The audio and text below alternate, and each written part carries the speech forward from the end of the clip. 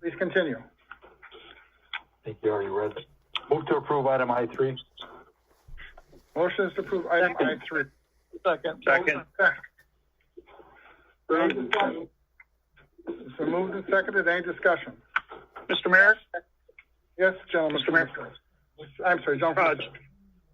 Thank you, sir. If you would, I would like to suggest we open this up for a public comment. I'd like to move so. Gentleman moves to open for public comment. Movement from the third, second. It's been moved and seconded. At this point in time, I ask unanimous consent to open to a public hearing. Without objection, now open to a public hearing. Anyone who wishes to speak, please come forward, state your name and address. How many people do we have on the phone for this?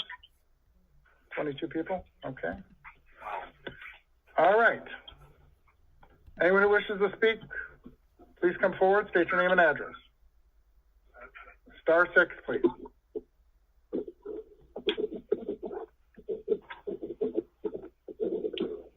Hi, this is Billy Violet. My address is 7846 30th Avenue. And I would like to understand which item it is that we're allowed to speak on. The issue is in the declaration of emergency that has been brought forward and has been open to a public hearing. Okay, so I just would like to ask everybody in the room a series of questions that I have about the declaration and the information that's been given to the public. Let me just pull it up. Sorry.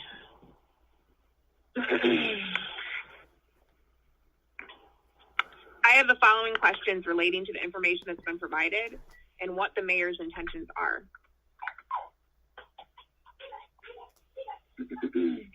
When is curfew being implemented? Is it being implemented immediately after the decision is released, or is it only going to be implemented if there are incidences of civil unrest? What is a designated area? What happens inside of this designated area when curfew comes? Is this designated area fenced in? What happens if we choose to assemble outside of this designated area with or without curfew? I'd also like to understand what happens if there's a curfew at 4:30 and around noon, peaceful protesters choose to assemble outside of this designated space. Most importantly, how do people get home safely? Based on the above questions and possible answers, have designated officials considered that protesters might not feel safe using the designated areas? I'd also like to point out that tonight there was a demonstration that marched around town and assembled in Civic Park. And when they assembled in Civic Park, as fate would have it, every news station from here to Timbuktu is there. So because the barricades and the borders were put up preemptively, it is with fear that I have that the entire country is watching Kenosha very carefully. And any insider that would like to come into Kenosha now knows that downtown is off limits. And the last thing that I would just like to talk about is the implications of curfew preemptively and curfew in general.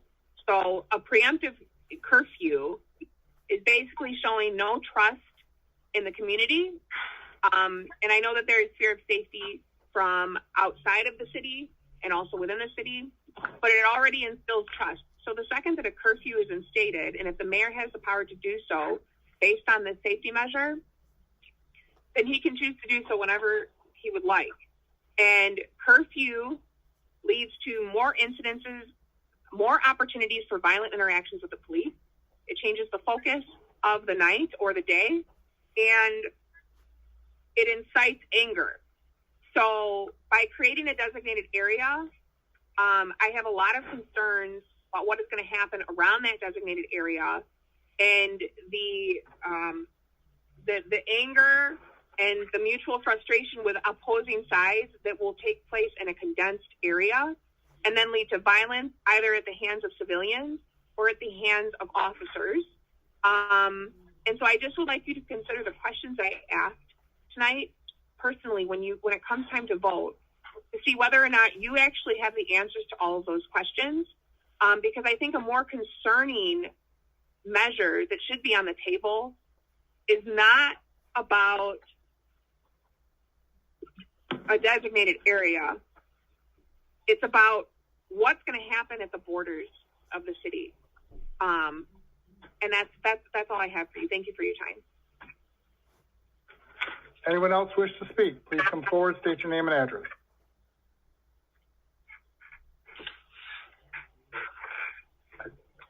I'd like to. It's R6. Go ahead. Thank I you. need your name and address. Thank you. My name is Chris Ott, and I'm the Executive Director of the American Civil Liberties Union of Wisconsin. I wanted to follow up briefly on the detailed written testimony that we submitted to the Common Council earlier today. The police shooting of Mr. Blake last summer was awful, and of course so were the terrible events that followed. I joined ACLU legal observers who came to Kenosha during that time, and I saw some of that aftermath firsthand. And the ACLU submitted testimony today because we believe Kenosha has an important chance now to avoid recreating the conditions that contributed to what happened last summer. A heavy-handed militarized response, along with violating the rights of people speaking up for accountability and for racial justice, made that bad situation even worse. I'm sure we are all hoping for a much different and better outcome this time, and that can start by not restricting peaceful protest. Whatever the actual charging decision ends up being, it's also very important that reporters, legal observers, and government officials be able to witness whatever demonstrations take place and the law enforcement response. We really need transparency. The people who founded the ACLU of Wisconsin did that 90 years ago to protect the rights of people in Kenosha who were supporting organized labor. So this is something that our organization has cared about for a long time. If you have questions about our testimony, we'd be happy to answer them, and thank you for your consideration.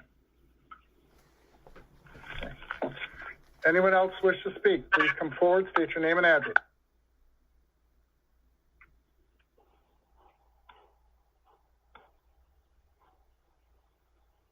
Anyone else wish to speak? Hit #6. Please come forward, state your name and address. Anyone else? Anyone else? If not,